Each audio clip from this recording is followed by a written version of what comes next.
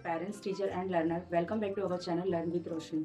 We covered some current problems for parents regarding their kids. अभी के समय कुछ समस्याएं हैं जो माता पिता को अपने बच्चों के लिए फेस करना होता है। तो आज कुछ समस्याएं में से 10 प्रॉब्लम्स एंड उनके सॉल्यूशन देखेंगे। हम उनमें से सारी ऐसी प्रॉब्लम्स होती हैं जिनको पेरेंट्स को फेस करना होता है अपने बच्चों के लिए। लाइक उनका स्क्रीनिंग टाइमिंग ज़्यादा हो गया, फिर वो कंसंट्रेशन नहीं कर पा रहे हैं, फिजिकली एक्टिविटी कम कर पा रहे हैं, उनमें कंसंट्रेशन की कमी है, उनमें कॉन्फिडेंस की कमी है। तो कुछ प्रॉब्लम्स को आज हम देखने वाले हैं और उनके सॉल्यूशन निकालने वाले हैं।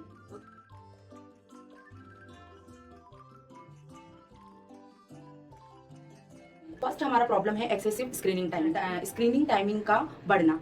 ज़्यादातर बच्चे स्क्रीनिंग टाइमिंग को बढ़ा रहे हैं बिकॉज कैसा होता है, उनको मोबाइल देखना होता है, उनको टीवी देखना होता है, तो उनको ज़्यादा से ज़्यादा सिर्फ स्क्रीन में पसंद आता है। विजुअलाइजेशन होता है, उसमें वॉइस होता है, उसमें एक्टिंग होता है, उसमें एक्ट होता है, एक स्टोरी होती है, इसलिए बच्चे कंटिन्यू स्क्रीनिंग को देखना पसंद करते हैं। गेम्स के थ्रू वो कंटिन्यू इंगेजिंग हो सकते हैं, इसलिए। लेकिन ये एक एंटरटेनमेंट के तौर पर ठीक हो सकता है, लेकिन यदि हम बच्चों की आइज़ को लेकर या फिजिकल उनका ग्रोथ को लेकर या मेंटली ग्रोथ के लिए यदि हम देखेंगे तो ये पूरा अपोजिट होता है। बिकॉज स्क्रीनिंग कंटिन्यू देखने से हमारा आई का जो फोकस होता है, माइंड का फोकस होता है, कंसंट्रेशन जो हमारा पावर होता है, वो डे टू डे डिक्रीज होने लगता है। बच्चों की बढ़ती ग्रोथ में यदि हम ऐसी कोई हैबिट को इंक्लूड कर देते हैं या फिर वो इंक्लूड हो जाती है तो वो उनके ओवरऑल ग्रोथ में बहुत प्रॉब्लम करती है। तो फर्स्ट हमारा प्रॉब्लम है कि स्क्रीनिंग टाइमिंग बढ़ते जा रहा है बच्चों का। इसका सॉल्यूशन क्या? जनरली हम क्या करते हैं, देखते हैं कि यदि बच्चे मोबाइल कंटिन्यू देख रहे हैं और अभी हम उनसे बोलते हैं कि अब आप मोबाइल रख दीजिए या अब मोबाइल मत देखिए, बहुत लॉन्ग टाइम हो गया है, तो बच्चे मम्मा 2 मिनट, मम्मा 1 मिनट, ऐसे करते करते वो 2-3 मिनट उनके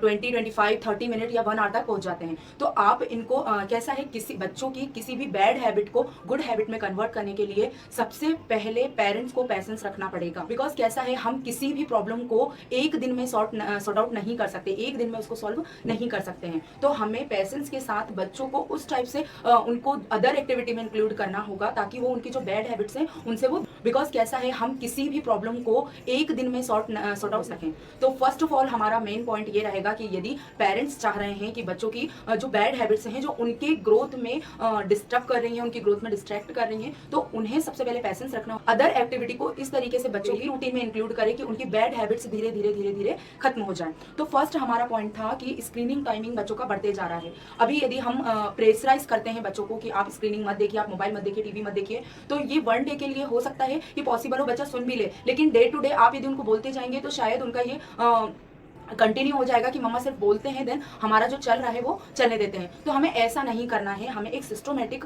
एक सॉल्यूशन, सिस्टमेटिक एक टेक्निक यूज करना होगा जो हम बच्चों को बैड हैबिट्स को हटाने के लिए यूज कर सकते हैं, जिसमें हमारा फर्स्ट पॉइंट है टोकन सिस्टम।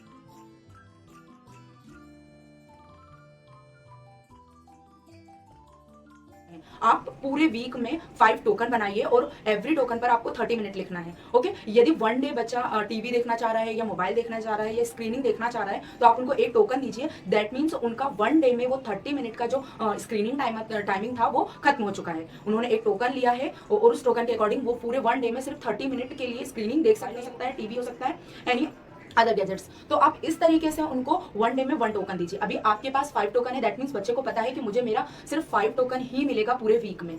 अब यदि बच्चे ने किसी दिन एक्स्ट्रा टोकन ले लिया, फॉर एग्जाम्पल 1 डे में उन्होंने 2 टोकन दे दिया, जहां तक आप ट्राई करिए कि उनको 1 डे में 1 टोकन दीजिए, देन उस दिन का उनका स्क्रीनिंग टाइमिंग एंड हो चुका है। लेकिन यदि एक दिन में वो दूसरे दिन का टोकन है तो उन्हें आपको ये क्लियर करना पड़ेगा कि अब आपका सेकेंड डे का मतलब जो 5 डेज के टोकन थे उसमें से सिर्फ 4 डेज के टोकन बचे हैं। आप या तो उन्हें 1 डे में यूज कर लीजिए या तो आप पूरे 5 डेज उसको चला सकते हैं। इससे क्या होगा, इससे बच्चे को पता होगा कि मुझे सिर्फ 30 मिनट का टाइमिंग मिल रहा है स्क्रीनिंग के लिए, तो मैं उसको किस टाइप से यूज करूं, मैं उसे गेम खेलूं, वीडियोस देखूं या फिर अदर जो भी बच्चे पसंद करते हैं वो देखूं। तो उनको कैसा है, उनको उस 30 मिनट का क्वालिटी मेंटेन करने में हेल्प होगा। और 1 डे में 30 मिनट यदि बच्चे स्क्रीनिंग देख रहे हैं तो दैट इज इनफ कि उनका 1 डे के लिए हो चुका है। तो आप इस टाइप से टोकन सिस्टम भी बच्चों के लिए अप्लाई कर सकते हैं। सैटरडे संडे मोस्टली बच्चों का हॉलीडे होता है, तो उस टाइम पे आप इस तरीके से डिजाइन करिए इस तरीके से मैनेज करिए कि वो फिजिकली एक्टिविटी कर पाए। वो 2 डेज उनको स्क्रीनिंग नहीं देखना है। हाँ, लेकिन यदि बच्चे बोल रहे हैं कि हमें सैटरडे संडे भी स्क्रीनिंग देखना है, तो वो 5 डे का जो टोकन था उसमें से कोई भी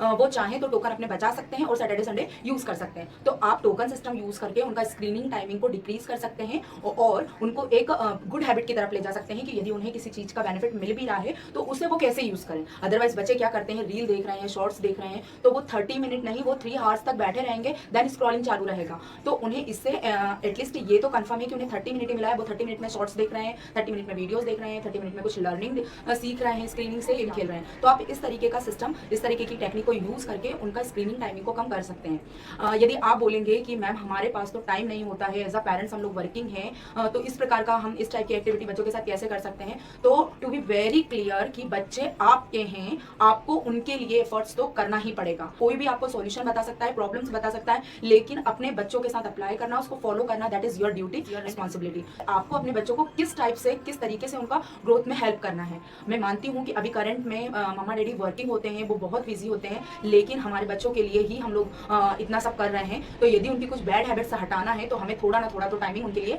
निकालना ही होगा, बिकॉज ये जो टाइमिंग है हमारा तो लाइफ टाइम वर्किंग चलेगा, लेकिन ग्रोथ का टाइम यदि बच्चों का खत्म हो जाता है तो उसके बाद में फिर आपको मेहनत करने की जरूरत नहीं होती है। गुड हैबिट को लगाने के लिए टाइम लगता है, लेकिन जब वो एक बार लग जाती हैं तो फिर बच्चे ऑटोमेटिक ही उनमें इंक्लूड होकर अपने आप को ग्रोथ करते हैं। तो प्लीज ये मेरा रिक्वेस्ट भी है कि यदि आपको बच्चों को हेल्प करना है, उनकी अच्छी नर्चरिंग करना है, उनकी ग्रोथ में थोड़ा ना थोड़ा टाइम अपने बच्चों को जरूर दीजिए। ओके, ये था हमारा फर्स्ट कि बच्चों का स्क्रीनिंग टाइमिंग बढ़ रहा है, देन उसका सॉल्यूशन हम एक प्रैक्टिकल टेक्निक के थ्रू कर सकते हैं। तो चलते हैं अब हमारा नेक्स्ट पॉइंट। सेकंड नंबर पे जो हमारी प्रॉब्लम है, लैक ऑफ डिसिप्लिन, अनुशासन की कमी। बच्चे अभी बिल्कुल अनुशासन से दूर होते जा रहे हैं, बिल्कुल उनका डिसिप्लिन घर में, स्कूल में इस टाइप से होते जा रहा है कि वो सब चीज़ों को सिर्फ लाइटली लेते जा रहे हैं।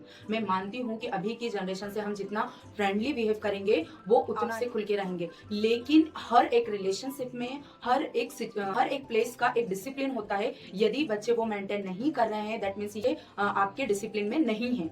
हर चीज की कुछ लिमिटेशन होती है, बच्चों को फॉलो करते ही ग्रोथ करना चाहिए, बिकॉज आप उन्हें डिसिप्लिन नहीं सिखाएंगे तो आप उम्मीद नहीं लगा सकते हैं कि इन फ्यूचर आसपास के एनवायरमेंट को डिसिप्लिन के अकॉर्डिंग चला सकते हैं। तो ये एज अ पेरेंट्स हमारा ड्यूटी होता है कि हम जितना हो सके बच्चों को डिसिप्लिन मेंटेन करना सिखाएं, बिकॉज स्कूल लाइफ में, आफ्टर स्कूल लाइफ, रिलेटिव्स के बीच में या फिर हमारे घर में, फ्रेंड सर्कल में सब कुछ ना कुछ डिसिप्लिन होना जरूरी है। तो डिसिप्लिन सिखाने इसका ये मतलब नहीं कि वो इतने बजे उठ रहे हैं, देन ये हमने जैसा बोला है वो वैसा कर रहे हैं तो ये डिसिप्लिन है। No, this is not a right meaning of discipline. Discipline होता है कि वो अपनी ग्रोथ के लिए, अपने डेली रूटीन वर्क के लिए कितने एक्टिव हैं, कितने वो उन चीजों को ध्यान से कर पा रहे हैं, विद इन टाइम कर पा रहे हैं, जो उनकी ग्रोथ में हेल्प कर रहा है, उनकी स्कूल, उनके स्टडीज में हेल्प कर रहा है, उनके रिलेशनशिप, उनके फ्रेंडशिप्स में, अपने आपके घर में किस तरीके का एनवायरमेंट है जिसमें वो अपने डिसिप्लिन को मेंटेन करते हुए ग्रोथ कर रहा है, दैट इज कॉल्ड डिसिप्लिन।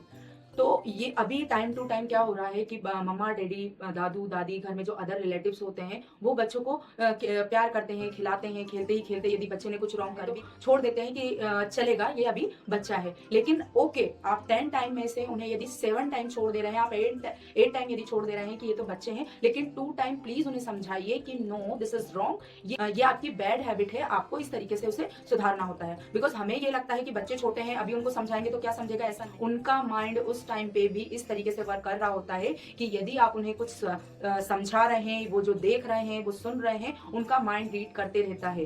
तो आप ऐसा मत सोचिए कि अभी बच्चे छोटे हैं, अभी क्या समझेंगे, उनको नहीं समझता है, हमें नहीं समझाना है, ऐसा नहीं है। आप बच्चों का नर्सरिंग, बच्चों का इस तरीके से उनको ग्रोथ में हेल्प करिए कि उनका डिसिप्लिन बनते हुए और उनको वो हैबिट लग जाए कि नहीं, मुझे ऐसा ही करना है। छोटी छोटी चीजों से आप ट्राई करिए ताकि बर्डन भी नहीं हो और वो अच्छी हैबिट की तरफ आगे बढ़ते जाएं। तो अभी जनरली ये प्रॉब्लम चल रही है कि बच्चों में डिसिप्लिन कम देखने को मिलता है, तो हम इसका सॉल्यूशन प्रैक्टिकल वे में कैसे कर सकते हैं। तो प्रॉब्लम का सॉल्यूशन करने के लिए हम उन्हें विजुअल रूटीन चार्ट का हेल्प ले सकते हैं। बच्चों का नर्सरिंग, बच्चों का इस चार्ट में आपको उनकी डेली रूटीन की जो एक्टिविटीज हैं उन्हें मेंटेन करना है। देन पूरे दिन में बच्चों को वो देखना है कि वो उसमें से कितनी एक्टिविटीज को फॉलो कर पा रहे हैं और जस्ट उन्हें टिक करते जाना है।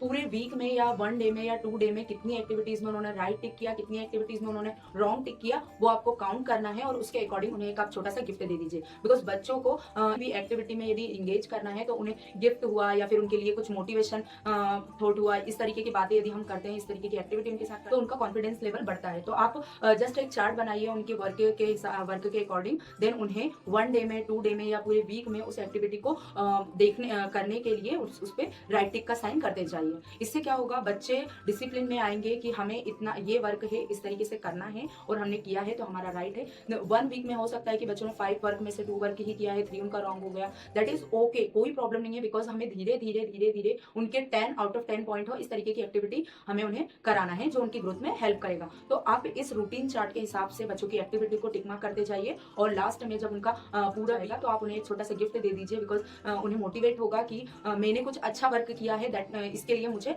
गिफ्ट मिला है। तो आप इस तरीके से बच्चों की बैड हैबिट्स को गुड हैबिट्स में कन्वर्ट कर सकते हैं। तो ये हमारा सेकंड सॉल्यूशन था। थर्ड प्रॉब्लम अभी करंट में हम लोग बच्चों में देखते हैं कि रिड्यूस फिजिकल एक्टिविटी, बच्चों की फिजिकल एक्टिविटी कम होते जा रही है, उनका बाहर खेलना कम होते जा रहा है। क्यों हो रहा है ऐसा? Because of screening timing.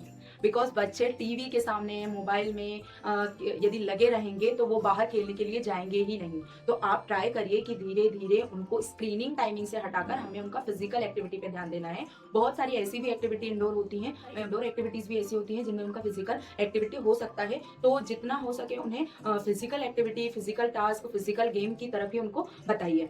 Because बच्चे घर में ही स्क्रीनिंग टाइमिंग में पूरा टाइम निकाल देते हैं, उन्हें मोबाइल में या फिर टीवी में उन्हें गेम खेलना पसंद होता है तो वो बाहर को खेलना पसंद ही नहीं करते हैं। तो आप इस प्रॉब्लम का सॉल्यूशन कैसे कर सकते हैं? जो फिजिकल एक्टिविटी है वो बच्चों का भी कम होते जा रहा है, तो आप इस प्रॉब्लम का सॉल्यूशन किस तरीके से निकाल सकते हैं? आप उन्हें आउटडोर चैलेंज दीजिए। 1 डे का 1 आउटडोर चैलेंज रहेगा। बच्चे ने यदि वो टास्क कंप्लीट कर लिया है तो आप उसे अप्रिशिएट कीजिए। आप उन्हें कुछ चॉकलेट्स या फिर कुछ गिफ्ट या फिर कुछ जस्ट मोटिवेट करें कि मैंने अपना एक टास्क कंप्लीट किया है और एज अ रिजल्ट मुझे ये गिफ्ट मिला है। तो आप उन्हें पूरे, यदि चाहें तो आप पूरे वीक के 8 डेज के 8 चैलेंज बना दीजिए जो उन्हें आउटडोर में करना होगा। और उस चैलेंज का कंप्लीट होने पर 1 डे का 1 आउटडोर चैलेंज रहेगा। बच्चे ने यदि वो टास्क कंप्लीट कर लिया है तो आप उसे अप्रिशिएट कीजिए। आप उन्हें कुछ चॉकलेट्स या फिर कुछ गिफ्ट या फिर कुछ जस्ट मोटिवेट करें कि मैंने अपना एक टास्क कंप्लीट किया है और एज अ रिजल्ट मुझे ये गिफ्ट मिला है। तो आप उन्हें पूरे, यदि चाहें तो आप पूरे वीक के 8 डेज के 8 चैलेंज बना दीजिए जो उन्हें आउटडोर में करना होगा। और उस चैलेंज का कंप्लीट होने पर 1 डे का 1 आउटडोर चैलेंज रहेगा। बच्चे ने यदि वो टास्क कंप्लीट कर लिया है तो आप उसे अप्रिशिएट कीजिए। आप उन्हें कुछ चॉकलेट्स या फिर कुछ गिफ्ट या फिर कुछ जस्ट मोटिवेट करें कि मैंने अपना एक टास्क मुझे ये गिफ्ट मिला है। तो आप उन्हें पूरे, यदि चाहें तो आप पूरे वीक के 8 डेज के 8 चैलेंज बना दीजिए जो उन्हें आउटडोर में करना होगा। और उस चैलेंज का कंप्लीट होने पर, उस चैलेंज का कंप्लीट होने पर आप जस्ट उन्हें एज अ मोटिवेट करने के लिए कुछ गिफ्ट, उनकी पसंद का खाना या फिर उनके साथ कुछ खेलना या फिर उनके साथ कहीं बाहर घूमना, इस टाइप की एक्टिविटी आप कर सकते हैं। लेकिन आप जहां तक ध्यान हो, बच्चे को बिल्कुल मेंटली ये क्लियर कर देना है कि उन्हें 1 डे में ये टास्क कंप्लीट करना ही है। इससे बच्चे बाहर भी जाएंगे, अपना फिजिकल एक्टिविटी भी करेंगे, फिजिकली गेम्स भी खेलेंगे, देन वो टास्क भी कंप्लीट हो जाएगा तो उनको मोटिवेशन भी मिलेगा और उनका कॉन्फिडेंस लेवल भी बढ़ता है। तो आप इस प्रकार से इस प्रॉब्लम का आप सॉल्यूशन निकाल सकते हैं। नेक्स्ट प्रॉब्लम है अभी जो हम बच्चों के लिए फेस करते हैं, एकेडमिक प्रेशर।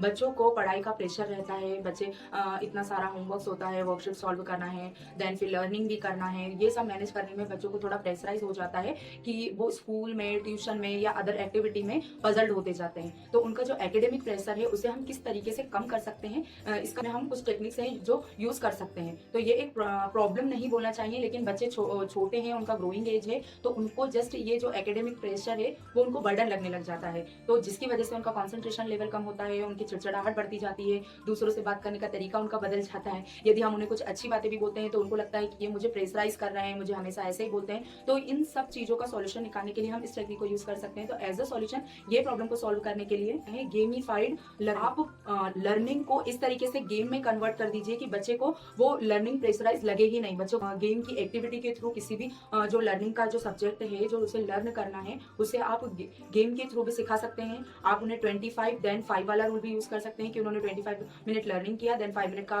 उनको ब्रेक दे दीजिए। फिर वो आफ्टर ब्रेक थोड़ा सा जब वो रिफ्रेश हो जाएंगे तो वापस से वो अपनी स्टडीज में ध्यान दे सकते हैं। आप कुछ ब्रेन गेम भी उनके साथ खेल सकते हैं। फॉर एग्जाम्पल यदि उन्होंने लर्निंग स्टार्ट की है तो उस उसके पहले थोड़ा सा आप उनको ब्रेन एक्सरसाइज करा दीजिए। थोड़ा सा फोकस के लिए जो एक्सरसाइज होती है, मैंने पिछली वीडियो में भी ब्रेन एक्सरसाइज बच्चों के लिए कवर किया है। तो आप उन एक्टिविटी को बच्चों में लर्निंग के पहले थोड़ा सा यदि इंक्लूड कर देंगे तो बच्चों का जो प्रेशराइज वाला जो पोर्शन होता है वो खत्म हो जाता है। बच्चे खेलते खेलते कॉन्फिडेंस के साथ में लर्निंग कर लेते हैं।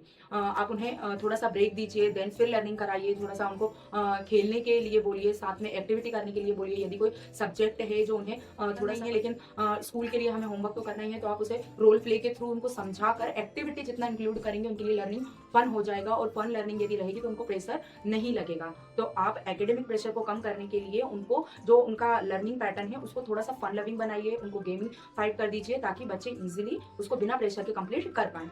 तो ये हमारा था 4th नंबर का प्रॉब्लम, देन उसका सॉल्यूशन। नेक्स्ट हमारा प्रॉब्लम है जो अभी हम बच्चों में देख रहे हैं, लेक ऑफ कॉन्सेंट्रेशन में एकाग्रता की कमी है। बच्चे बहुत जल्दी परेशान हो जाते हैं, पढ़ाई में मन नहीं लगा पाते हैं। यदि कोई टास्क दिया है तो बहुत जल्दी से उसे समझ नहीं पाते हैं, किसी भी चीज़ को फोकस से नहीं कर पाते हैं। जनरली हम सारी चीज़ें जो बच्चों की ग्रोथ के लिए कर रहे हैं वो अभी उनका जो एजुकेशन टाइम चल रहा है, जो लर्निंग पैटर्न चल रहा है उसमें हेल्प करे इस तरीके से सोचकर ही करते हैं। तो बच्चों का यदि कॉन्सेंट्रेशन कम होगा तो वो उनको पढ़ाई में भी प्रॉब्लम करेगा, एनी अदर स्किल को लेने के लिए भी प्रॉब्लम करेगा, उसका फिजिकल एक्टिविटी में भी प्रॉब्लम होगा। तो अभी के टाइम में बच्चों का जो कॉन्सेंट्रेशन है वो कम होते जा रहा है बिकॉज उनके माइंड की जो एक्टिविटी है वो पूरी तरीके से हो चुकी है। उनका खेलना, उनका खाना पीना, उनका जो डेली रूटीन का वर्क है वो पूरा चेंज होते जा रहा है। कॉन्सेंट्रेशन के लिए हम बच्चों में किस तरीके से डेवलप कर सकते हैं, कौन सी ऐसी टेक्निक्स है जिनका यूज करके कॉन्सेंट्रेशन पावर बढ़ा सकते हैं। कॉन्सेंट्रेशन पावर बढ़ाने के लिए बच्चों को एज अ सॉल्यूशन आप पोमोडोरो टेक्निक का यूज कर सकते हैं। इसमें आपको क्या करना है, बच्चों को 20 मिनट लर्निंग कराना है, देन 5 मिनट का ब्रेक देना है। यदि 20 मिनट के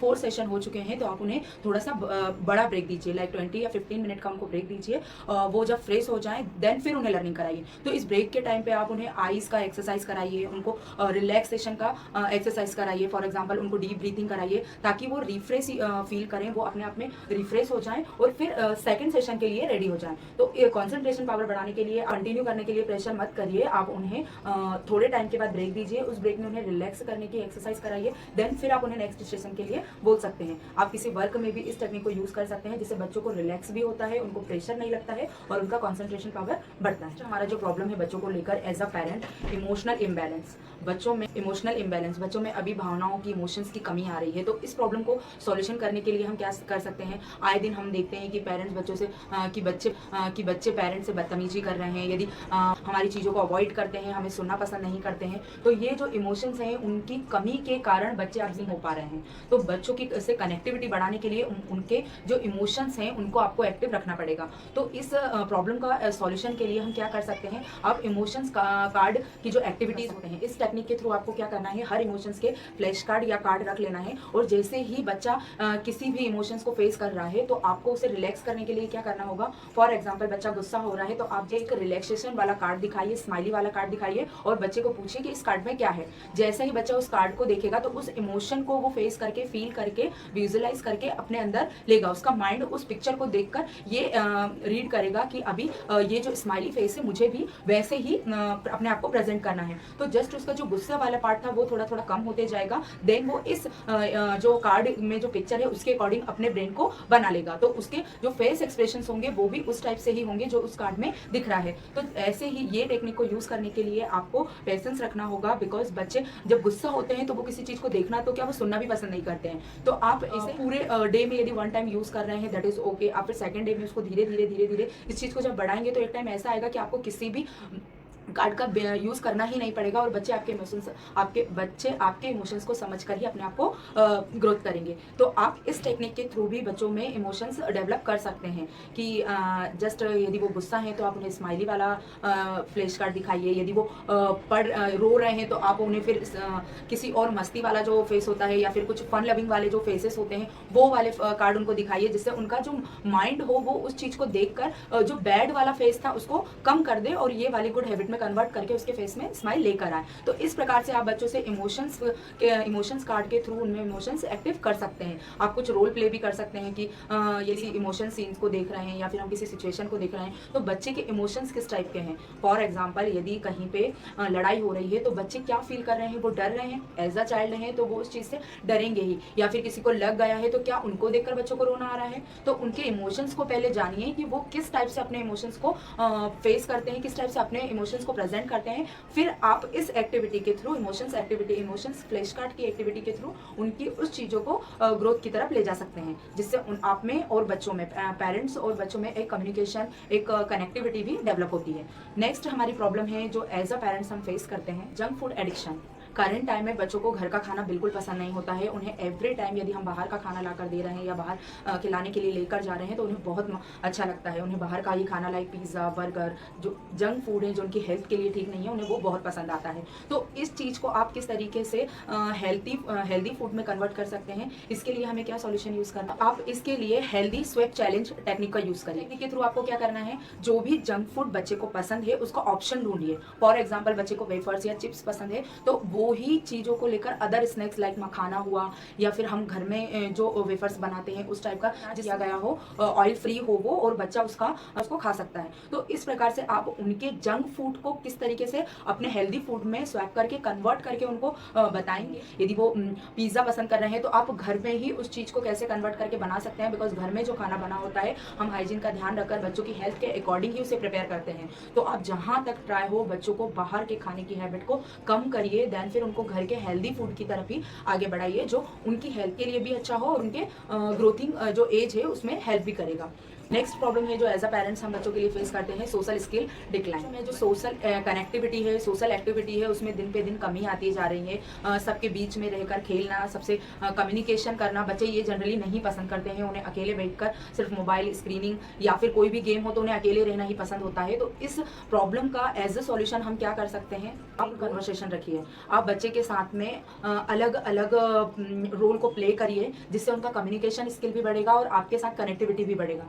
उनको एवरी डे घर में जितने भी मेंबर हैं सबसे 5 to 10 मिनट बात करने के लिए बोलिए कि उनको डेली सबसे बातें ही करना है। डेली रूटीन या डिस्कस कर दें, अपने स्कूल में जो हुआ है वो बातें डिस्कस कर दें, लेकिन उनको डिस्कस करना ही है।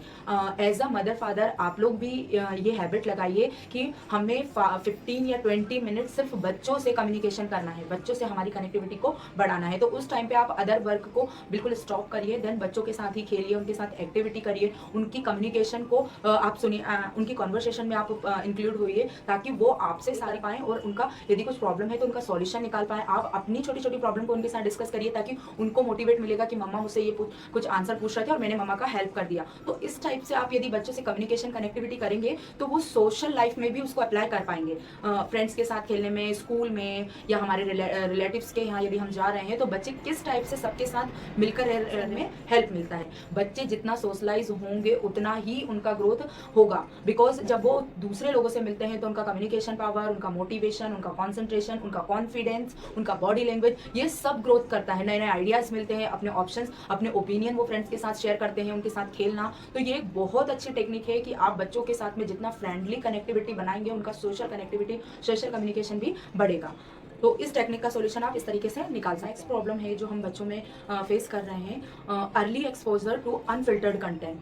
जो भी कंटेंट फिल्टर्ड नहीं है उनको वो जल्दी से जल्दी एक्सपोज कर देते। जो रॉन्ग कंटेंट होते हैं बच्चे उनकी तरफ जल्दी से अट्रैक्ट हो जाते हैं, उन्हें वो सब देखने में बहुत अच्छा लगता है। लाइक जो इनको अपोजिट कनेक्टिविटी की तरफ लेके जाता है, बच्चे उसकी तरफ ज़्यादा अट्रैक्ट होते हैं। बिकॉज ये जो प्रॉब्लम है कि बच्चे जो अनफिल्टर्ड कंटेंट होते हैं, जो रॉन्ग कंटेंट होते हैं, उनकी तरफ ज़्यादा जल्दी से अट्रैक्ट हो जाते हैं। तो इस प्रॉब्लम का सॉल्यूशन आप किस प्रकार से, parent communication and friendly environment, इस टेक्निक का यूज कर सकते हैं। इसमें आप बच्चों के साथ में as a friend, as a parent या एज अ फ्रेंड इस तरीके से कम्युनिकेशन करिए कि बच्चों को ये लगे ही नहीं कि मुझे कुछ चीज़ छुपाना है या मुझे कुछ बैड चीज़ें देखना है और उसके लिए मम्मा डैडी से मुझे छुपना पड़ेगा या मुझे उनके बिना मुझे उनसे दूर होकर थोड़ा सा वो चीज़ों को देखना पड़ेगा। तो आप उन्हें उनकी एज के अकॉर्डिंग पहले ही उनको सोशल मीडिया का जो प्लेटफॉर्म है उनमें बैड और गुड चीज़ों को पहले ही उनको समझा दीजिए, ताकि उनसे कुछ ही ना रहे कि पेरेंट ने हमें तो ये बताया नहीं है, दैट मीन्स हमको ये उनके सामने सामने नहीं देखना है, उनके एब्सेंस में देखना है। तो आप पहले ही उनको हर चीज़ से इस तरीके से उनको समझा दीजिए कि ये बैड है, जो बच्चों को नहीं देखना होता है तो आपको नहीं देखना है, और ये सारी चीज़ें हैं जो आपके ग्रोथ के लिए हेल्प करेंगी, तो आपको इन चीज़ों की तरफ फोकस करना है। आप अपने जो सोशल मीडिया प्लेटफॉर्म है, आप उनमें अपने मोबाइल हुआ, उनमें भी कुछ फ्रेंडली एप्लीकेशंस हुए, कम्युनिकेशन एप्लीकेशंस हुए, इस तरीके से अपने मोबाइल को भी रखिए, ताकि यदि बच्चे उन्हें यूज़ भी कर रहे हैं तो वो उस तरीके से गर्ड्स करने के लिए सोचे ही ना, बिकॉज उनको सामने कुछ वैसा दिखेगा ही नहीं, तो वो उस तरफ अट्रैक्ट होंगे ही नहीं। और बच्चे किसी भी चीज़ को गलत वे में लेकर यूज़ करें या देखें, या आपसे हाइड करके देख रहे हैं, आपसे छुप कर देख रहे हैं, आप पहले ही उनको उन सब चीज़ों के बारे में एज अ अकॉर्डिंग, उनकी जितना एज है उस एज के अकॉर्डिंग उनको उनके लेवल पे सब समझाइए कि ये रॉन्ग है, ये आपको नहीं देखना है, ये राइट है। तो सोशल मीडिया आजकल ऐसा हो चुका है कि कुछ भी चीज़ें बच्चों से छिपी नहीं है। वो रील्स देखते हैं, वो मोबाइल देख रहे हैं, स्क्रॉलिंग करते करते बहुत सारे कंटेंट ऐसे होते हैं जो बच्चों को नहीं देखना चाहिए, जो उनके ब्रेन पर रॉन्ग इफेक्ट करता है। लाइक एक इमोशन सीन आया, बच्चे उसको देखकर इमोशंस हो